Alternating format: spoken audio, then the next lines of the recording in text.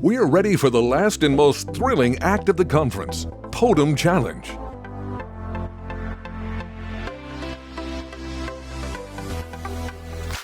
More than 160 startups were pitching to investors and corpos for the past 2 days. They're sweating in front of the jury, and now the time has come for the on-stage pitching competition between the best 5 startups. The jury will express their feelings with green or red flags. Green for hot, red for not. The most perspective startup will win. The winning team will be awarded with an all-inclusive 1-week business trip to one of the global startup hubs with a networking program and 1-year free office space in TMRW, South London's #1 tech workspace. Sweet. That's pretty good, right? Good explanation, amazing awards, and let's be honest, the winner will get an award that'll really get them somewhere. However, the rules are very simple, as you've seen. It's 3 minutes of pitching and 2 minutes of Q&A. If the 3 minutes are over, well, I'll have to stop them, which is going to suck-ish. However, we have the jury up front there. All of them are ready to go. That's the part where you nod. Yes, yes, that's the jury. If you've not bribed them, now it's not possible anymore. Good. However, yeah, they're saying, well, why not? Just, it'll be a little bit too obvious when someone comes along with the case and goes like, don't worry about that. So if you see people come along with cases, yes, just say it's Ibiza. The Austrians understand what I mean, the non-Austrians. Google that, you'll know what's going on. So, you've heard it before, they'll rate from 1 to 10. We might have a winner, if not, popular vote. Good. My only request I have, you've seen these devices, I've said it before, they're not medieval torture devices, they're not to make you sit uncomfortably if you're sitting on them. You're doing it wrong. You take them up, fold them and slap them against your hand. Try it out, don't hurt yourself. And stop. Now, as soon as someone comes on stage, you are as loud as possible, then they do what they do, and then it's up to you to judge if they were amazing, which is loud, which was medium loud, and if they're shit, you just don't do anything. So far, so good? I am loving this. I think without any further ado, shall we pitch? Goody.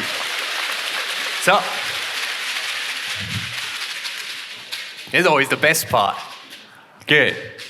So, let's get our first contestant. And remember, we've got 5, the best out of 160 out of 33 countries.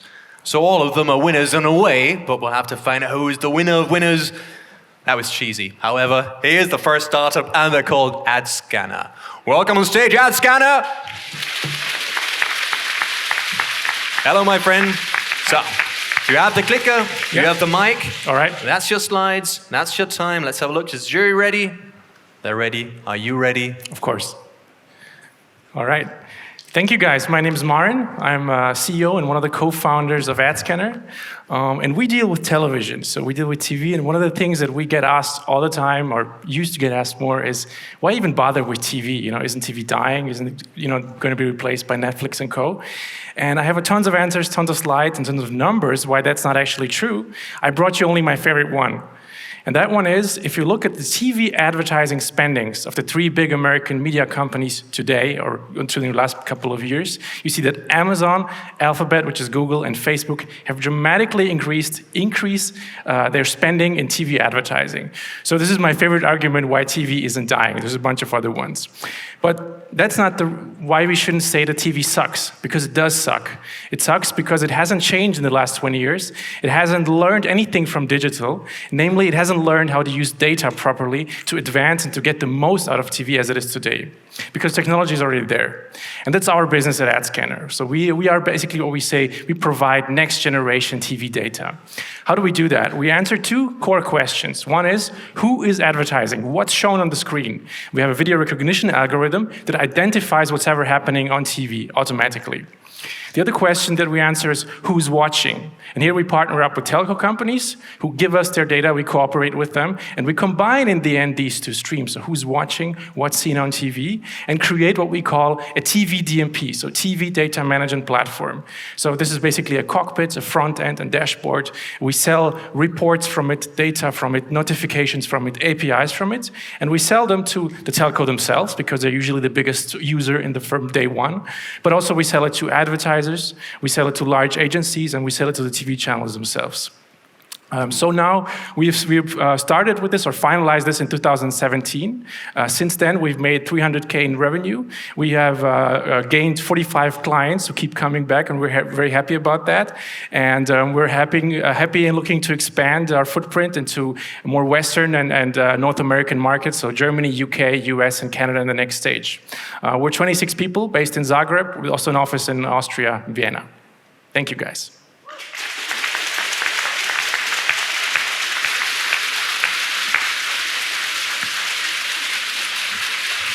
Wow. That was efficient. You had 45 seconds remaining. Dearest jury, don't forget the time is very limited. So as soon as we start with the Q&A, I want to see the hands up. Ready when you are. Go. Thanks for the pitch. What's your biggest challenge at the moment? One of the biggest challenges we all kind of share is, of course, development resources. So wherever we can get good developers, that's a good thing. The other thing is 2 years ago when we pitched this across Europe to telcos, they were like, well, why should we deal with data? But now they're realizing that data for them, data monetization is in the next stage. So it's not any challenge anymore, but it used to be a big challenge that the market wasn't just there yet. Yeah. Where do you want to progress in the future? So now it's kind of reports on how they are performing. So what's the future of the product? So definitely our goal is, we call programmatic and addressable television. So we're building and collecting this data for reports, for ex post analysis. But this is actually the cornerstone to enable those telcos and to enable advertisers and agencies to actually be able to have addressable ads and bought programmatically on TV. So we want to be the engine in 5 years who tells a campaign which ad to serve to which household at what time. How do you make money? We sell this data. We sell direct access to data to these companies. We have a smallest product, which is like 15 euros per notification when your competitors on TV. But we also have full APIs where you get full access to raw data and segments, which goes above 10,000 euros a month. And who do you fear the most? Like, who is your main competitor? There's a few companies who do similar approaches. They source data differently. Some source them from hardware, from from TVs directly. But to be honest, what I fear obviously is if a company like Google or Facebook decide to do this, they can engineer this in a couple of months, and that could be a problem. One more question. Right over there. Hurry up. Okay, then you take it. It's 10 seconds. Who is your team? Because we're supposed to give you also points for your team. Yes. So you're an amazing guy. Me and my brother, who's sitting just behind you almost, we're the co-founders. We have about 6 to 7 developers. The rest are metadata engineers. And the time is up. Thank you very much. Right. Thank you, guys. Thank you.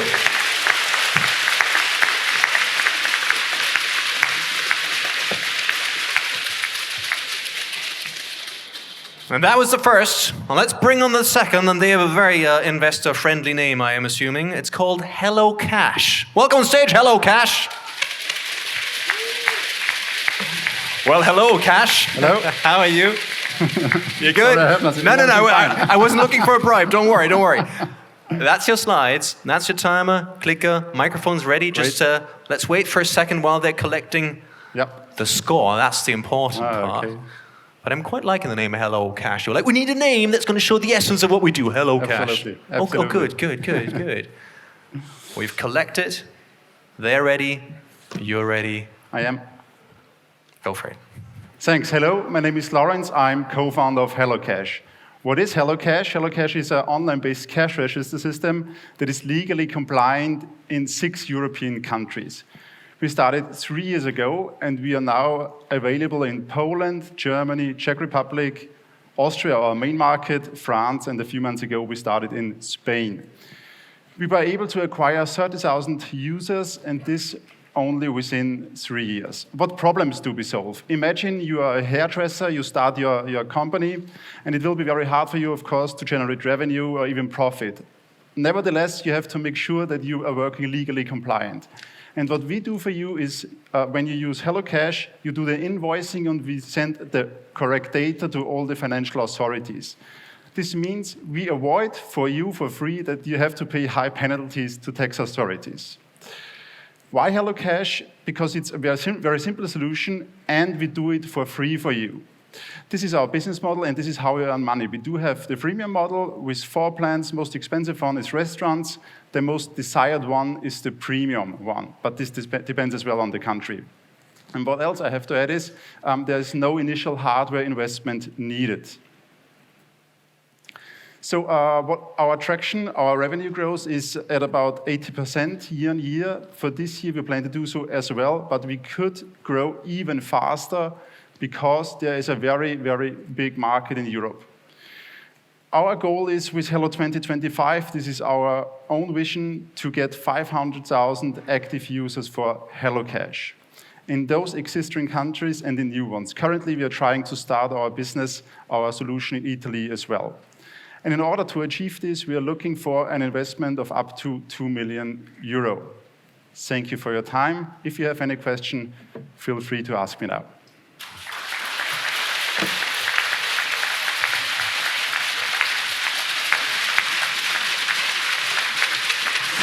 Very time efficient again. Ready when you are. There you go. Cost of acquisition and which channels are you using to acquire customers? Channels? Only online marketing. We tried sales as well, but we found out that this does not make sense if you have a freemium model. 30K, sorry, you want to say something? No. Okay. 30K users is impressive, but aren't there quite a few even larger competitors out there? Sure. There are, mainly in the German market, as this is the biggest one, but they normally always tackle the restaurant segment, and we really focus on the niche beauty segment, yeah, where there is lower competition. I don't think I fully understood. Do you also have a card mechanism? Like, can users use it? Yeah. Sorry. Yeah, it's a question. Like, we have integrated it. We are working, for example, with SumUp or with iSettle, for example. Thank you. Next question, Roman. Oh, you have already covered the big portion of European market. So what's your growth plan? Like continue expanding in Europe or adding up services? First of all, we want to penetrate the market, and there's still a lot of potential in the new countries we are entering, like Spain and so on. Our market share there is very low. This means first, new users, our entry point is already cash register, and then we will expand the product. You know, we have all the modules that help a hairdresser grow. Yeah. Of the 30,000 customers, how many are paying now? 16,000 at about. 16,000? 16,000 at about, yeah. 30 seconds. So how much are they paying on average? Depends on the country, for example. What's your total revenue? Seven. 7. How long is the onboarding process for a new merchant? So 90% of the leads that sign up, they sign on day number 1. Yeah, and when they sign up, this depends really on the country because the legal requirements are very complex. In Austria, it takes maybe up to 3 days. 2 seconds remaining for the Q&A. Thank you very much. Been a pleasure. Thank you very much. Thank you. Thank you.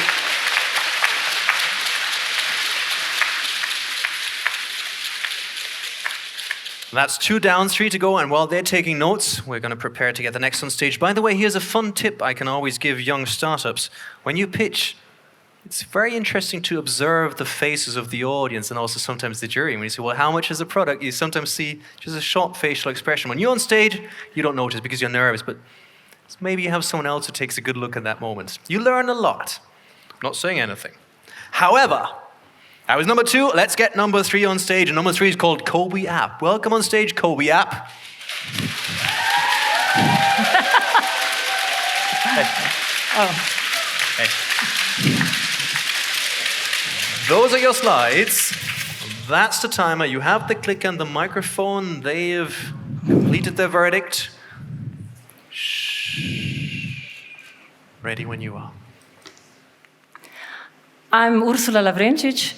I'm a designer, entrepreneur, and I'm also a parent. Oh. Okay.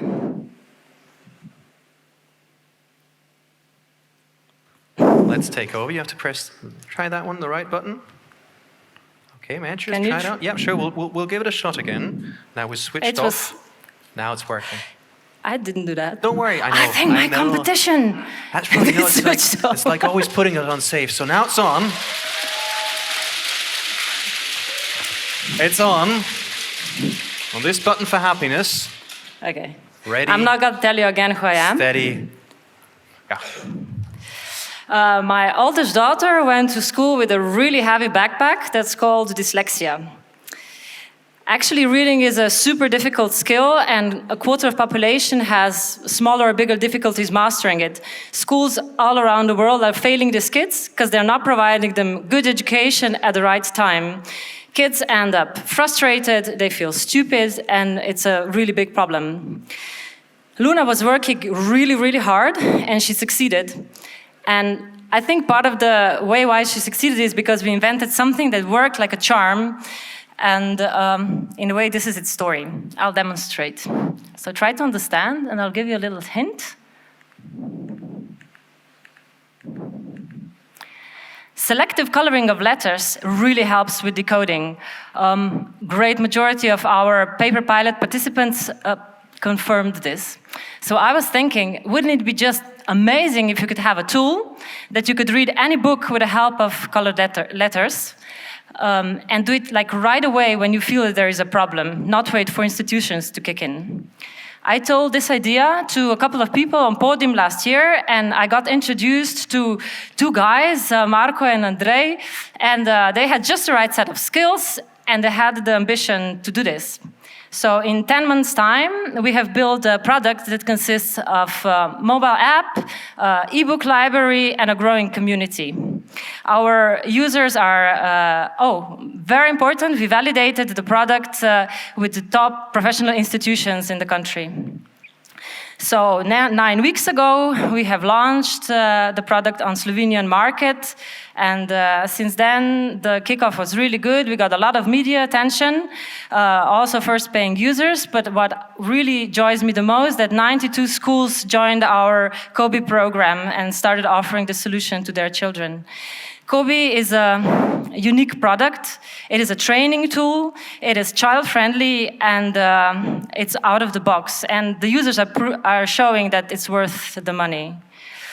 We're going to enter the global market through the most spoken Western language, which is not English, but Spanish. So we're going to first sell to the parents of the struggling children. Our business model, of course, the most interesting slide. We are selling subscriptions, monthly, yearly. At the moment, we are testing the ads and optimizing them, testing the channels for promotion. We have applied for 2 public fundings. What I hear from my users is that we really created a very meaningful value for them. Our challenge now is to turn this into a meaningful turnover, a meaningful revenue. And what I hear from guys like you is that we really should shoot very high. And the time is up. Thank you, PODIM! Wait! Oh! Wait! Don't worry. We're good. I had my moment. They like it. We always have our moments. There's the first question. Sorry. So, what's your expansion strategy apart from Spain? But how do you plan to expand there? How we plan to expand? Okay, so we're going to do ads, but I think most importantly, we're going to reach out to professional institutions the way we did in Slovenia. So first through professional institutions, schools, and others. What are the alternatives for parents who've got this kid with dyslexia? Alternatives are regular books. You can color them by hand. Exactly this method we couldn't find being provided in any other digital way. And other methods? Yeah, you can do it by hand. There are some other reading aids, but nothing quite exactly like this. So I was wondering which books you focus on, from where do you get them? From publishers, I guess, and do you need to pay for the content or for those books that you color?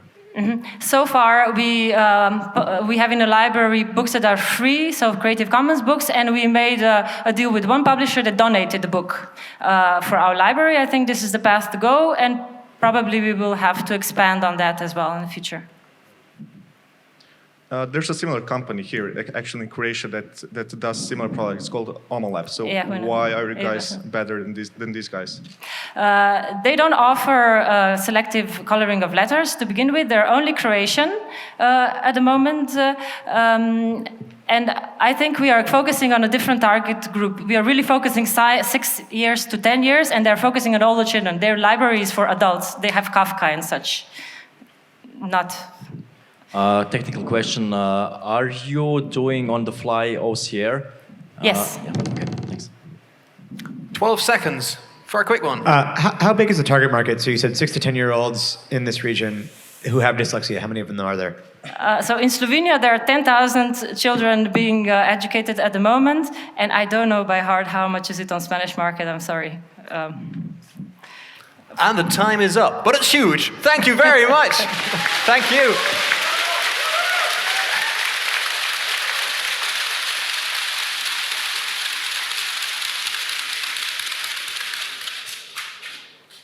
Good. So the investors are taking notes. It's interesting to look at the faces still. So, I've even seen someone. No, I'm not going to go into it.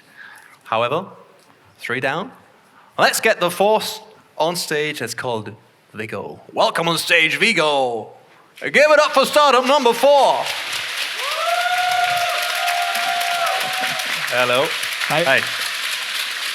That's you. That's the time. My clicker's on. Let's have a look on the side. Just turn it to the side. Yeah, yes, it's on. Good, good, good. We're just making sure they've all taken note. You all ready, jury? Yes. Focus. Right. Ready when you are. Let's start. Hi, my name is Rok Kupel. I'm co-founder of Movilize.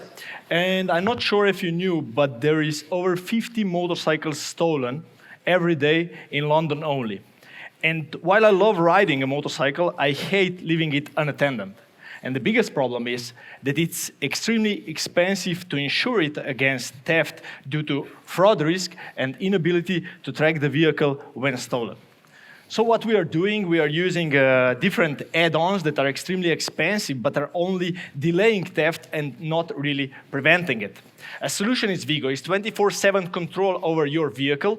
It includes the insurance against theft for a motorcycle.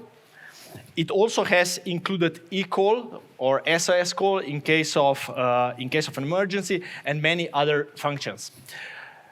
While users need security, they also need 24/7 personalized service, and that's what was missing in the insurance industry in the past.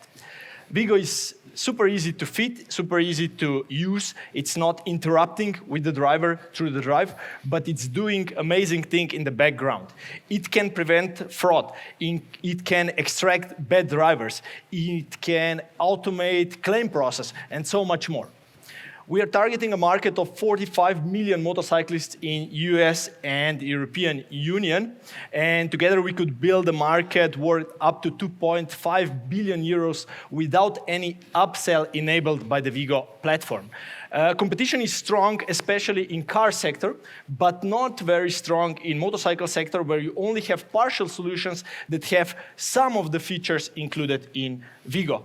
Business model is rather simple. So the insurance company offers an insurance to the end user, and we get paid by the insurance company for enabling Vigo. Our company was built in 2014.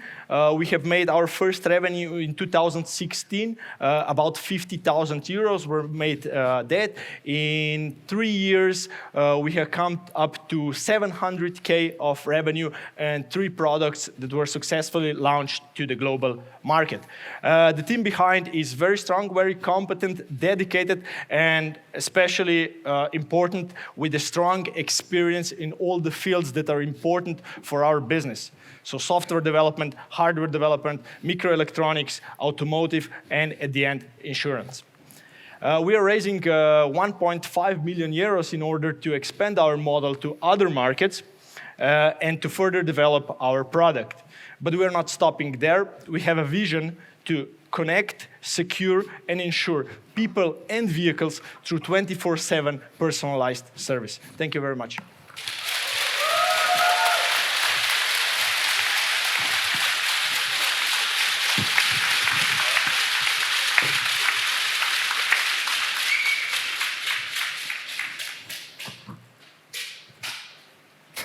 Oh, sorry. We have to ask questions. So, how many customers do you have for your current product today? Like, how many people are paying the fee on a monthly basis? Over 200, but we have started less than 3 weeks ago.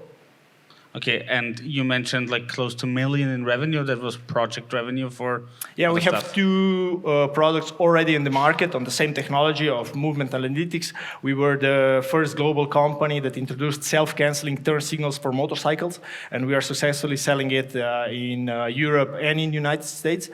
So this is the 3rd product in the same field of technology.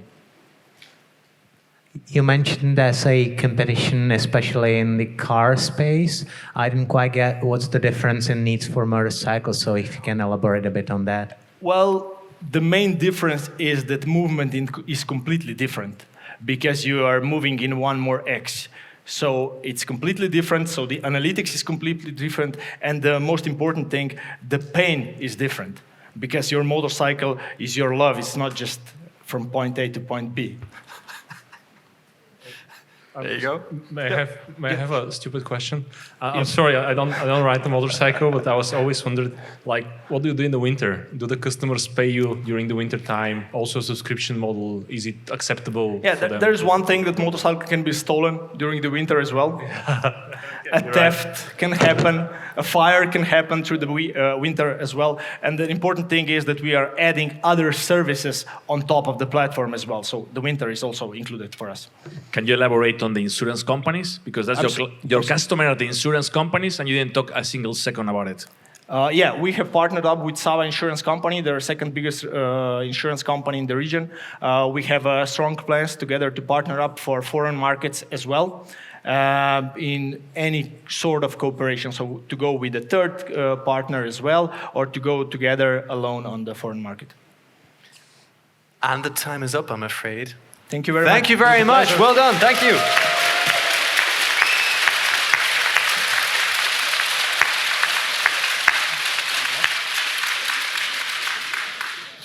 It was on the dot here, 2 seconds remaining. However, I think you can also love cars, but that's just me. Good, that was startup number 4. Let's move on to the 5th and final startup. It's called, I hope I don't mess that one up, Supplier. Welcome on stage, Supplier. He nodded, so it has to be right. Come along, my friend. Did I get it right? Hey. Hello. Good man. Hey. So, that's your timer. Those are your slides. You have the clicker, you have the microphone, and they have taken note. You ready? And we go. Hello everyone, I am Mauro, one of the co-founders of Supplier. And today I want to talk to you about the silent revolution that is happening to an industry of 92 billions all over Europe. The restaurant supply chain is broken. In fact, while 5 years ago, most of restaurants and chefs owners were offline, they just needed standard products and 1 delivery per week was more than enough to run a business. Today, 2 out of 3 chefs and restaurant owners have their own smartphone. They need to differentiate their offer in order to meet new customer demands of artisan, local, organic food, etc. And most importantly, they need quick, frequent, and small deliveries in order to reduce stocks and change the menu more frequently. Unfortunately, the problem is the current wholesalers are keeping to serve the same standard products of 40 years ago, the same few deliveries and high minimum orders, and the same long inefficient supply chain, which is causing high prices for the restaurant and small margin for the producers. And for these reasons, we built Supplier, the digital marketplace for restaurant supplies where chefs can buy the best ingredients in 1 click. Supplier represents for restaurants a one-stop shop for thousands of ingredients that they cannot find elsewhere. They save 20% on their supplies, and they get deliveries in 24-48 hours without any minimum order. But for the producers, it's even better, because we produce more sales for them, we increase the margin of average 40%, we give them access to data that usually stay in the hands of the middleman, and we provide payments, invoices, and delivery in a few clicks. All of this led us to having 170 active buyers last month, growing 30% month over month, and most importantly, 9 out of 10 of them are buying repetitively. And we are rapidly reaching $1 million of annual recurring revenue. Our secret sauce is made of 3 pillars. The first one is that we focus on the long tail, all of the items that wholesalers are not even looking at, but they represent half of the market. The second is that we produced a short and efficient supply chain as a service, so any producer can start serving the restaurant industry without any huge costs. And third, and most importantly, we have been leveraging our data since the beginning, thanks to our machine learning algorithms, in order to produce a personalized experience for the restaurant on one side, and to help farmer on the other side to know what to plant for the next season. And all of this led us to having an increase in customer value in all the main KPIs of more than 50% year over year. After having brought the first hubs to break even, we are now raising 2 million in order to scale up to other 5 cities in Italy, consolidate the market, and go international. We are a team of restaurant experts that want to disrupt this industry, and we are searching for other people to join us in the team and bring Supplier to be the national leader of this industry. Thank you.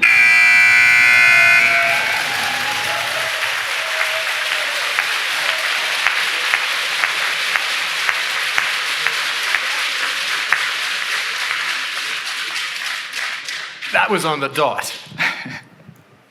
You mentioned that you're at $1 million in revenue run rate, but what I saw was actually a GMV number. Is it GMV or is it revenue? It's the same thing in our case. I mean, we are invoicing the customer for the whole thing that they are buying. So that is true. And what are your margins on that? Around 20%. Okay. And growing, but at the moment we are focusing on the top line rather than the bottom line. How do you organize and solve the last mile issue? Mm-hmm. We have built and we are keeping to build local, very distributed hubs, and then we focused only for what concerns the delivery part for the very centers of the city, where we have our own vehicles, mainly electric vehicles, and for all the other parts, we are targeting other external companies that are providing the service that they can do better. How does it work for a producer? Do they need to enter data daily, or?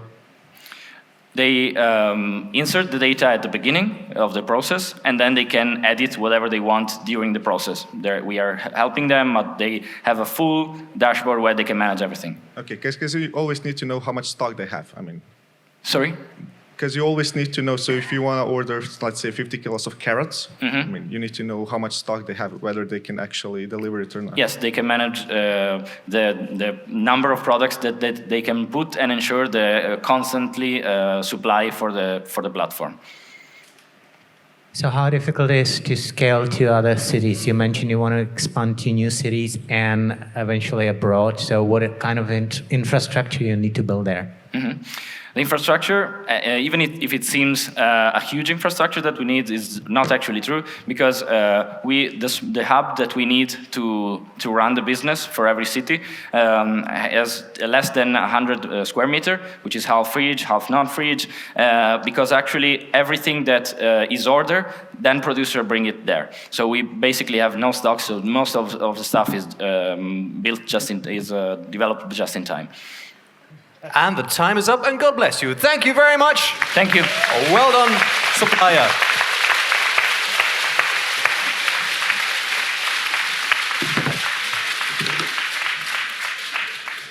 Good. Now, the results are going to be collected. It's going to take a minute or two until we have the results. And I'd like to use a second to ask the jury a couple of questions.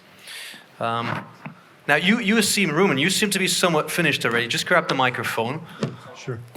What is it kind of what you look out first in a team when you see them? What makes you most interested? Basically, it's what I look at the team is a past experience. So do they have credibility? Have they done businesses before? Do they have any experience managing people? Can they build a product, at least the MVP or the early version of the product? It's very difficult in this setting to actually judge it. And then in some of the teams, they were showing how they work together and the different skill sets. You know, one is a cook, one is IT, and these complementary skills are also important. So this is basically what I look at when I judge a team. Okay, thank you, Alexander. What is kind of a typical red flag for you when you see something you're like not liking that? Well, as he said, or as also François said before, the team is very, very important for me. If I see there any discrepancies, that's already a red flag for me.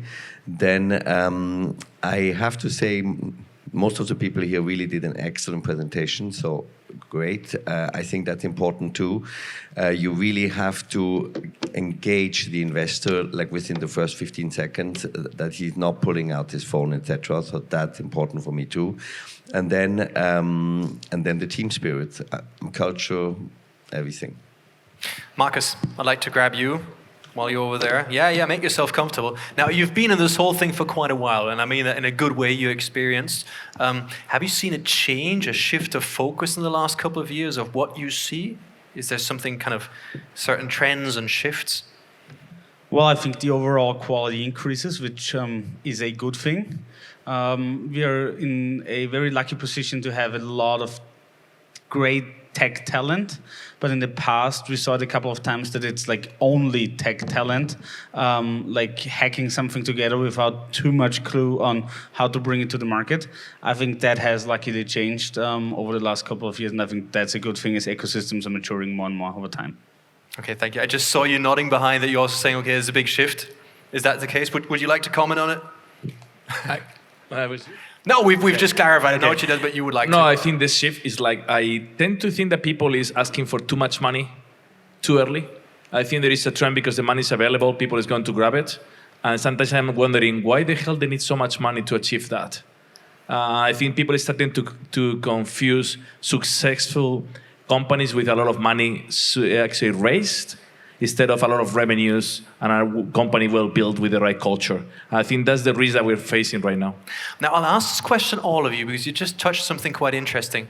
If you look at olden data, you'd say the main reason why startups would fail was, I don't know, no market and all that kind of stuff. About 2-3 years ago, I saw it and said, no, it's premature scaling, as in raising money too early and pumping it into, well, a not finished startup. What's your view on that? Any strong views?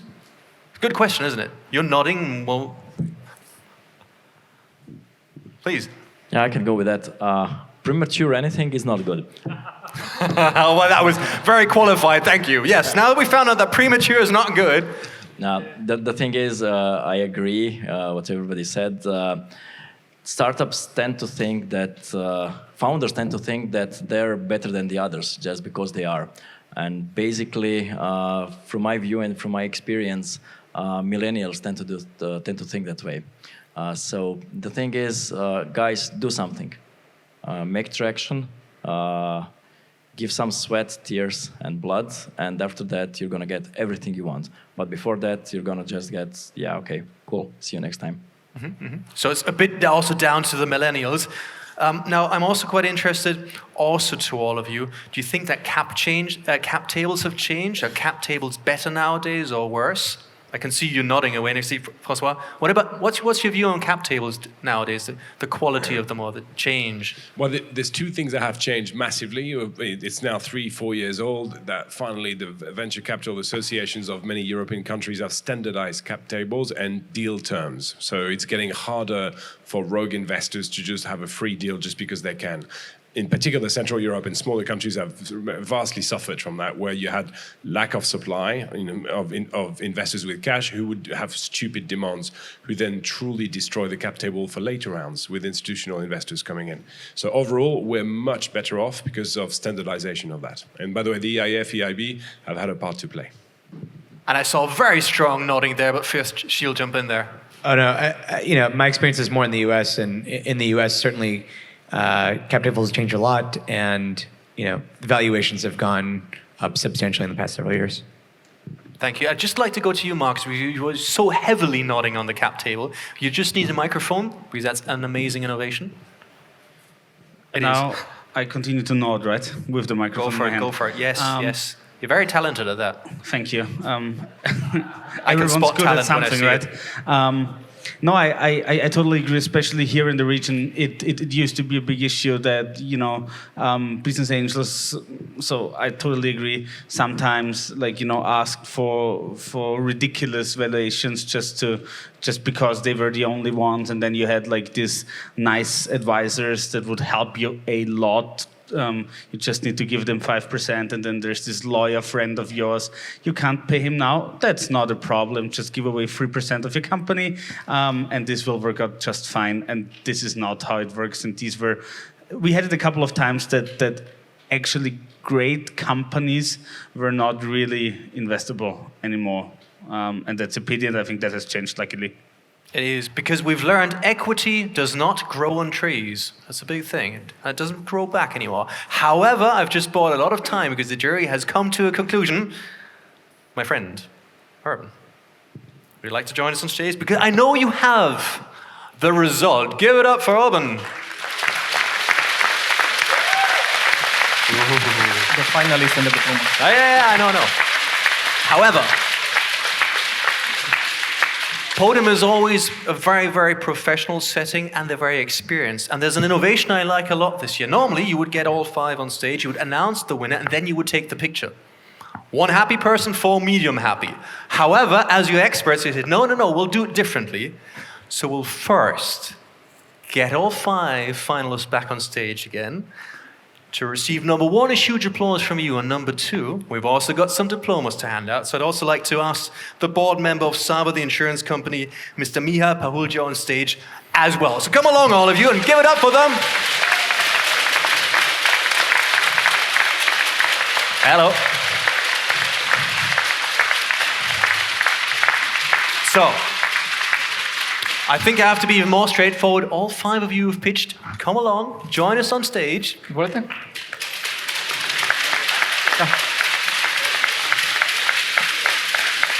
Come along, line up. What's it say? Finalist of the PODIM Challenge 2019 Award.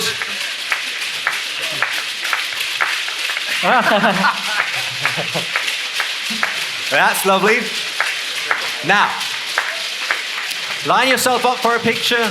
Look right that way.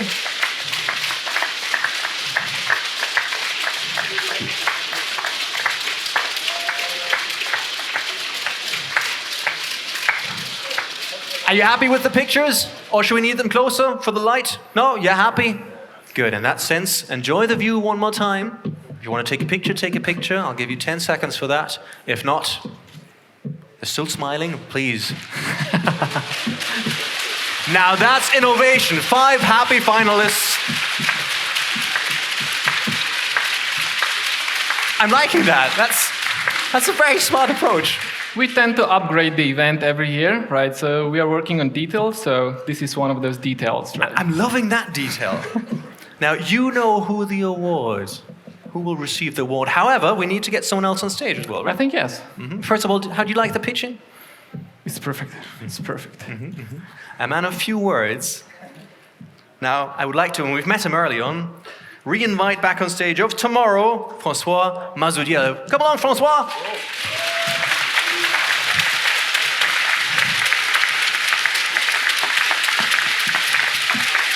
The mic, you got it?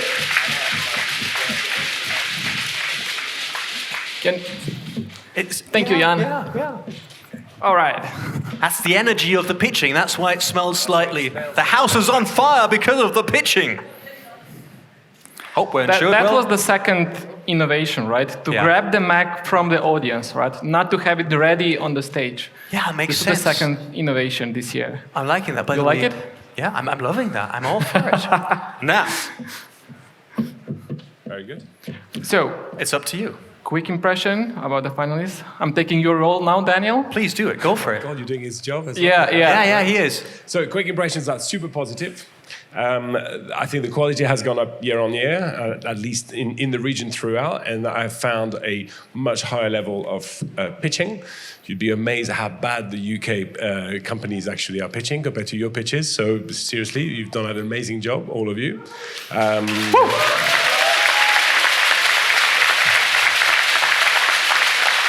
I I've seen a lot more companies daring to go to direct-to-consumer, D2C, which is new. It used to be that Central Europe would be very heavy engineering and kind of machinery-driven innovation in tech, whereas now you're actually building brands and building consumer propositions that have the potential to grow.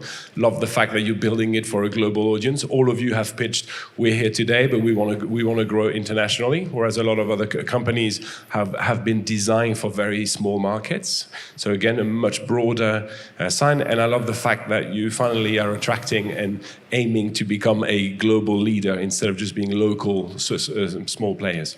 So all in all, an amazing event and an amazing quality that keeps going up and up. You know, I'm loving everything I'm seeing. Thank you. Wow. Yeah. I mean, there's only one more thing to do, is to announce the winner. Should I hold the microphone for you? Yeah, sure. Multitasking is a bit of a challenge. And the winner is... The winner is... And I'm going to hold the 15 seconds that you see on TV. Good man. That's where we give the ads, The winner right? is... Ad Scanner. Woo! The latest ad scanner! All right. Bye-bye. And look right that way.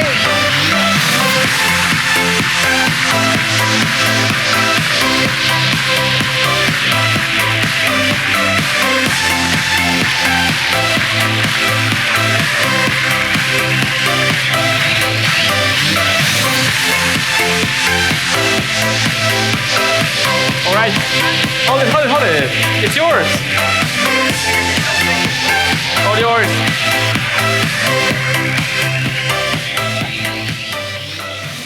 How'd you feel? I feel fantastic. We'll have to have the microphone switched on, however, to hear how fantastic he feels. Yes, please. Fantastic, great.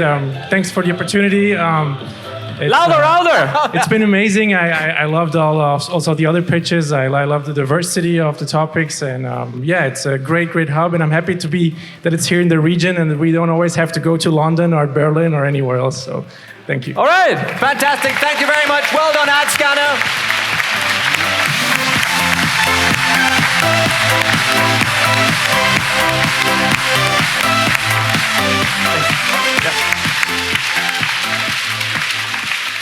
Well done. Now, first of all, I think there's not much more to do than, first of all, say thank you very much to you for being an awesome audience and handing the stage. Before I say some closing words, I see I have 2 minutes here. This is my timer. That's your time. I would like to invite the PODIM team on the stage while I'm saying some wrap-up words. So PODIM team, please join me on the stage. Everyone, and one big applause.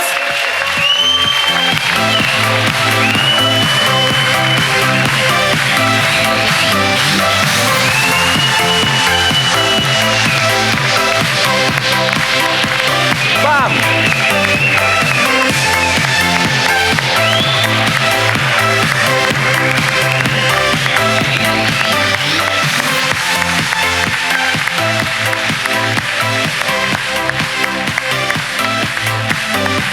When I say PODIM team, I mean PODIM team. Come on, Eva, Mitya, where are you? Backstage, all right. So a few closing words. We got 2 missions before this year's event. We want to increase the meaningful experience for all of you. So we have accomplished that. Last year we have a little more than 500 meetings. This year we were close to 1,000. So the overall experience is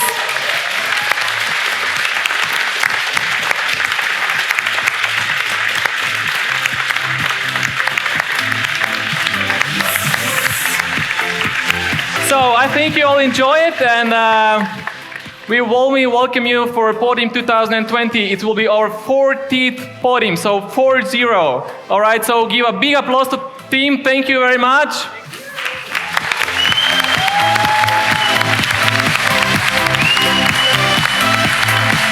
Come on together.